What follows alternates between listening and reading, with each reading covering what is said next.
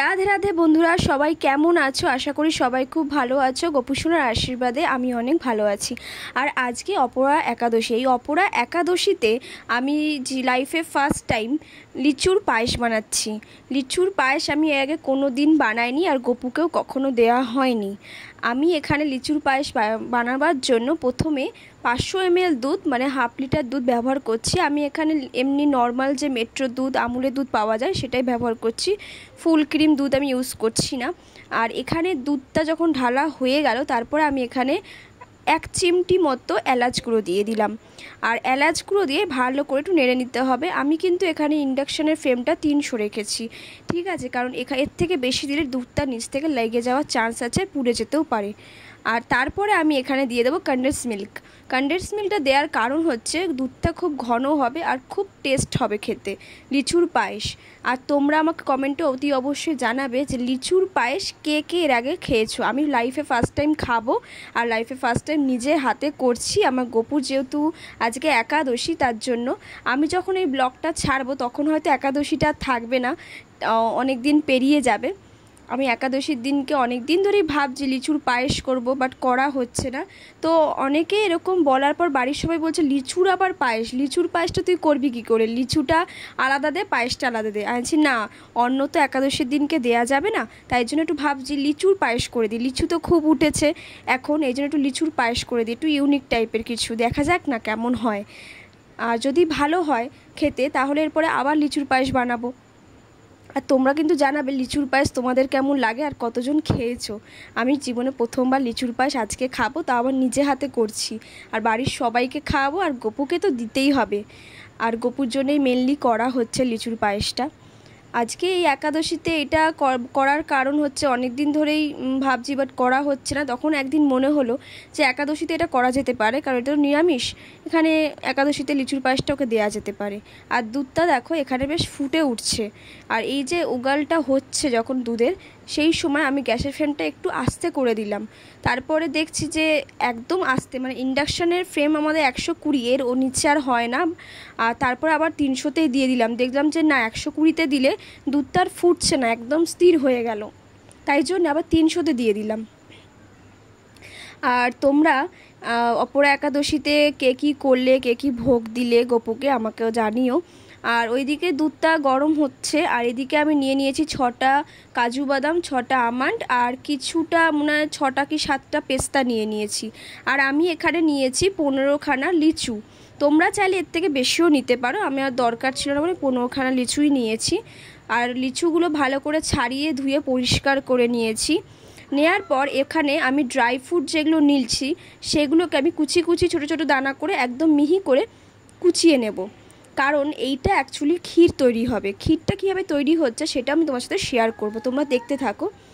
আর এই ড্রাই ফ্রুটগুলো যখন আমি করছিলাম, কুচি কুচি করে কাটছিলাম, তখন আমি গপুর সাথে অনেক কথাও বলছিলাম, কারণ গপু কিন্তু তার মায়ের সব কাজ বসে বসে দেখছে। তোমাদের সাথে গপুর সাথে দেখা অবশ্যই করাবো। আজকে অপরা একাদশী বলে কথা, গপুকে দর্শন তো করতেই হবে। আমি লাস্টের দিকে সব দেখাচ্ছি। আচ্ছা, মেন জিনিসটা এবার বলি। এই যে লিচুটা দেখছো, ওপরে যে পোর্শনটা তো বীজটা আটকে রাখে, তো এইটাকে না ভালো করে গোল করে ছাড়িয়ে নিতে হবে। তারপর নিচ থেকে একটু হাফ করে কেটে নিতে হবে। কেটে নেওয়ার পর বীজটা আস্তে করে ছাড়িয়ে নিতে হবে। আর নিচে বেশি অবধি কাটবে না, কারণ বেশি ছাড়িয়ে খুলে গেলে না, ক্ষীরটা যখন দেবে তখন নিচ থেকে সেটা পড়ে যাবে।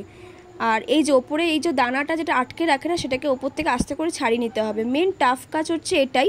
আর এখানে মেন টাইমটা লাগতে পারে, এর থেকে বেশি আর টাইম কিছু নেই। বাকি করা তোমরা দেখতেই পেলে, টাইমটা এখানেই লাগবে। আর প্রচণ্ড ধৈর্য ধরে কাজটা করতে হবে, আর দেখে শুনে করতে হবে। একটু এদিক ওদিক হলে কিন্তু জিনিসটা, লিচুটা বাদ দিয়ে দিতে হবে, অন্য লিচু নিতে হবে।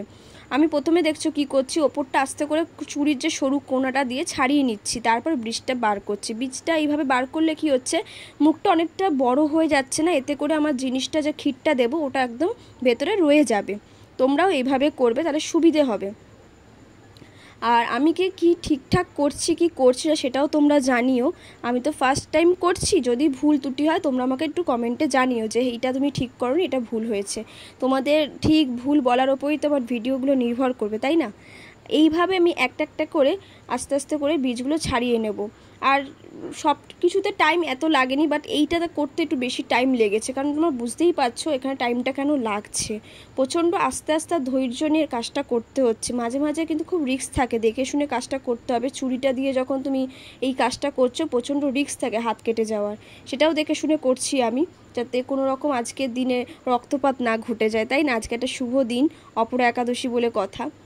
আর এই যে এইভাবে না আমি প্রত্যেকটা লিচু ছাড়িয়ে নিচ্ছি ধীরে ধীরে, কারণ এরপরে প্রসেসিংটা আরও সুন্দর।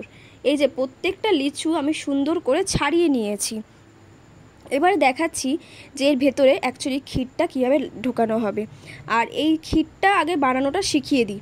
ক্ষীরের এখানে দেখতেই পাচ্ছ আমি কি কি করেছি, আগেই দেখিয়েছি। ড্রাই ফ্রুটগুলো আমি একদম কুচি কুচি করে নিয়েছি, বাদাম, আমন্ড আর হচ্ছে পেস্তা, এই তিনটেকে আমি একদম কুচি কুচি করে নিয়েছি। আর গুঁড়ো দুধ লাগবে, আমি এখানে আমুলের গুঁড়ো দুধ ইউজ করছি। আমুলের গুঁড়ো দুধ আমি এখানে নিচ্ছি 4 চামচ, আর 5 চামচও লাগতে পারে লাস্টের দিকে। আমি এখানে 4 চামচ আপাতত দিয়ে ভালো করে ক্ষীরটা বানিয়ে যদি মনে হয় যে আর একটু লাগবে তখন আমি আবার দিয়ে দেব।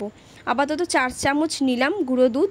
এর মধ্যে এবার আগের যে ফুটানো দুধটা তোমরা দেখলে যে আমি ফোটালাম কনডেন্স মিল্ক দিয়ে আর এলাচ গুঁড়ো দিয়ে, সেই দুধটা আমি এনে কিন্তু ভালো করে ঠান্ডা করে নিয়েছি ফ্যানের হাওয়ায়, ফ্রিজে রাখিনি, একদম নর্মাল টেম্পারেচারে রেখে ঠান্ডা করে নিয়েছি।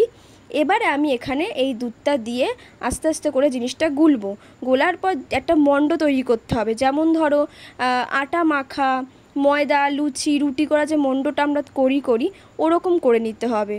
একটা ডো তৈরি করে যেরকম ওরকম, মানে একটু শক্ত টাইপের করতে হবে, বেশি শক্ত নয়, বেশি পাতলা নয়, বেশি ঘনও নয়। আর বাকি যে গুঁড়ো দুধটা ছিল সেটাও আমি দিয়ে দিলাম।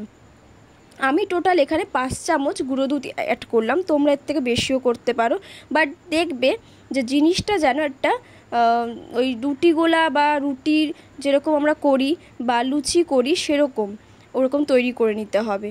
আর এই দেখো গুবলাই, আমি বললাম না তোমার সাথে গুবলাইকে অতি অবশ্যই দেখা করাবো। এ দেখো বসে বসে দেখছে মা কি করছে, এইটা আবার কী ধরনের রান্না হচ্ছে, আজকে আমি কি খাবো। ও খুব কনফিউজ হয়ে গেছে, আর আমি যখনই কাজ করি ও হাঁ করে তাকিয়ে থাকে। দেখতে পাচ্ছ এটা যে ক্ষীরটা তৈরি করেছি বেশি পাতলা না বেশি ঘনও নয়, একদম ঠিকঠাক একটা পজিশনে রেখে তৈরি করতে হবে ক্ষীরটা, যাতে ঢলে না পড়ে যায় ভেতর থেকে। আর এই যে লিচু যে ভেতরটা, এবার দেখো আমি কীভাবে পুরটা এর মধ্যে রাখছি। এটাও খুব ধৈর্য সাপেক্ষ কাজ, এই চামচ দিতে গিয়ে যেন জিনিসটা আবার বেশি হাঁ না হয়ে যায়, লিচুর মুখটা ওটা যেন ছোটোই থাকে, কারণ ওটা যত বড় হয়ে যাবে তত কিন্তু জিনিসটা ভেতর থেকে বেরিয়ে যাবে। এই দেখো আস্তে আস্তে করে, আমার কাছে ছোটো চামচ নেই, ছোটো চামচ থাকলে আমার দিতে হয়তো সুবিধা হতো, তোমরা ছোটো চামচ ইউজ করো তাহলে আরও সুবিধে হবে। আর এই দেখো এইভাবে ভেতর থেকে যে ফাঁকাটা ছিল সেখানে পুরটা ভরে দিতে হবে লিচুর, এইভাবে প্রত্যেকটা লিচু কিন্তু করে নিতে হবে। আর সবাই লাস্ট অবধি থাকবে, কারণ লাস্টে একটা টুইস্ট আছে। আমি আমার গুবলাই সোনাকে অপরা একাদশীতে কীরকম সাজিয়েছি সেটা অতি অবশ্যই তোমরা দেখো আর বলবে কেমন লাগছে আমার গুবলাই সোনাকে। খুব সুন্দর লাগছিল আজকে, তোমরাও দেখবে আজকে শুভ দিনে গুবলাইকে কেমন লাগছে। আর দেখতেই পাচ্ছ এটা কিন্তু খুব রিস্ক, মানে এই যে কাজটা আমি করছি এই যে বেরিয়ে যাচ্ছে, এইটা কিন্তু তোমাদের দেখে শুনে করতে হবে। আমি ফার্স্ট টাইম করছি এই জন্য হয়তো বেরিয়ে যাচ্ছে, বাট তোমরা যখন করবে একটু দেখে শুনে করো। আর এইভাবে আমি প্রত্যেকটা লিচুতে পুর বা ক্ষীর ভরে নিয়েছি। আর পাথরের বাটিটা দেখে চিনতে পারছো নিশ্চয়ই, এটা আমার গুবলাইয়ের ফেসবুক থেকে পাওয়া পেমেন্টের টাকা, একটা পাথর বাটি গ্লাসের সেট কেনা হয়েছে। অ্যাকচুয়ালি এটা শ্বেত পাথরের আছে সব কিছুই। আর এই যে এবার যে আগের যে দুধটা ছিল না কনডেন্স মিল্ক আর এলাচ গুঁড়ো দিয়ে, সেটা এবার সেই দুধটা ঠান্ডা করা ছিল সেটাকে এবার এর মধ্যে দিয়ে দিলাম। দেখো তো ঠিকঠাক লাগছে কি দেখতে। এবার যেহেতু সাদা বাটি সাদা পায়েস, তার জন্য একটু গার্নিশ করে দিচ্ছে। যে কোনো জিনিস পায়েস বলে না, যে কোনো জিনিস একটু গার্নিশ করে দিলে খেতেও ভালো লাগে, দেখতেও ভালো লাগে, তাই না? তাই জন্য একটু আমন্ড কুচি দিচ্ছি, একটু পেস্তা কুচি দিয়ে দেব, তারপর একটু শুকনো গোলাপ দিয়ে সুন্দর করে সাজিয়ে নেব। এতে কি হবে, দেখতে খুব সুন্দর লাগবে। আচ্ছা এইদিকে সাজানো কমপ্লিট, এবার তোমরা দেখে বলো তো দেখতে কেমন লাগছে। অপূর্ব লাগছে না দেখতে? খেতে যে কেমন লাগবে সেটা আমি এখন বলতে পারছি না, আশা করি ভালোই লাগবে। ভোগ বলে কথা, যে কোনো ভোগ তো সুস্বাদুই হয়, তাই না?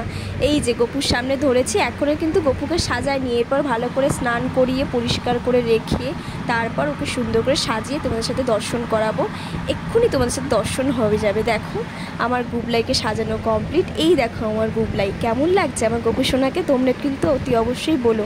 আজকের অপরা একাদশীতে গুবলাইকে দর্শন করো, ভোগ দর্শন করো, সবার দুর্ভোগ দুর্দশা কেটে যাক এই প্রার্থনাই করি আমার গোপু সোনার কাছে।